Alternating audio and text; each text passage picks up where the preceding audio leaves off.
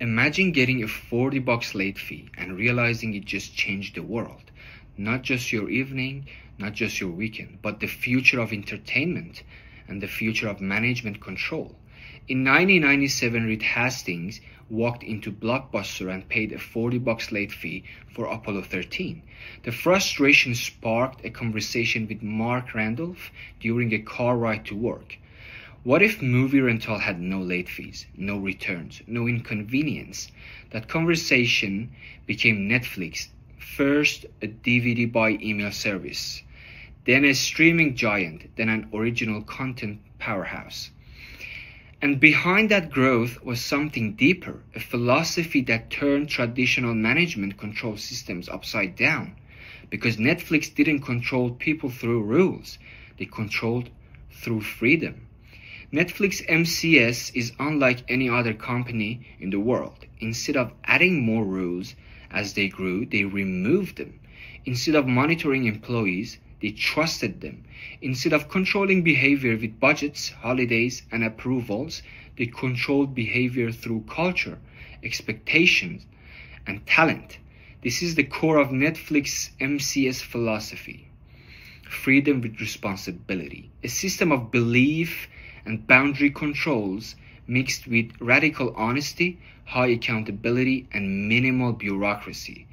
Netflix discovered something simple but revolutionary. When you raise talent density, everything improves: speed, innovation, decision-making, and accountability. And to raise talent density, Netflix did the unthinkable. They fired adequate performers. They paid top-of-market salaries for above competitors. They removed bonuses so that salaries reflected true value. This practice is an MCS because it shapes behavior without rules. High talent density means fewer mistakes, faster decisions, and less need for supervision.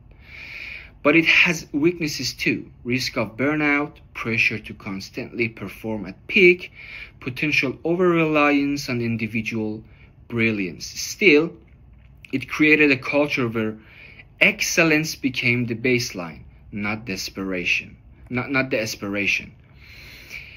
Netflix famously has no vacation policy, no tracking, no limits, total trust. They also have no expense policy, just one guideline: act in Netflix's best interest.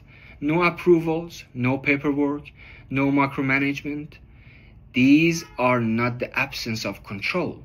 These are cultural controls. When employees feel trusted, they take ownership. When they take ownership, they make smarter decisions. Weaknesses: ambiguity can create anxiety. Some employees may overspend. Global teams may interpret freedom differently. But overall, it creates a culture of autonomy that is hard to replicate elsewhere. Reed Hastings introduced one of the most feared and admired management controls in the world, the Keeper test. Managers regularly ask, if this person resigned tomorrow, would I fight hard to keep them? If the answer is no, Netflix gives a generous severance package and lets them go.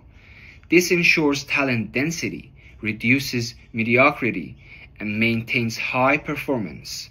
Radical candor also reinforces control. Employees are expected to give direct, honest feedback, even to managers. What are their strengths? Eliminates politics, drives excellence, enhances accountabilities. It also has downsides like emotional pressure, fear of being caught, not suitable for all cultures globally. Netflix MCS is a double-edged sword. It creates the world's most innovative streaming environment, but it also creates one of the most demanding. Strength.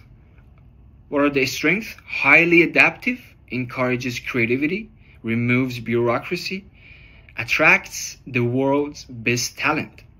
What are the weaknesses? Risk of burnout, accountability varies globally. Radical candor can be harsh, and the last one is hard to scale in different cultural contexts. So the question became, how should Netflix evolve its MCS for the future?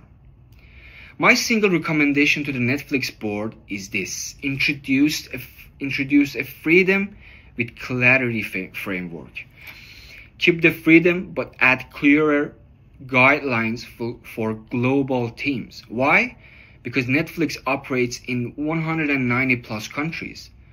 Cultural norms differ, and radical candor and the keeper test don't translate everywhere. This adjustment would protect Netflix innovation while reducing burnout and cultural misalignment. Blockbuster relied on rules, Netflix relied on people, and that difference decided who survived. As Reed Hastings once said, adequate performance gets a generous severance. Freedom built Netflix.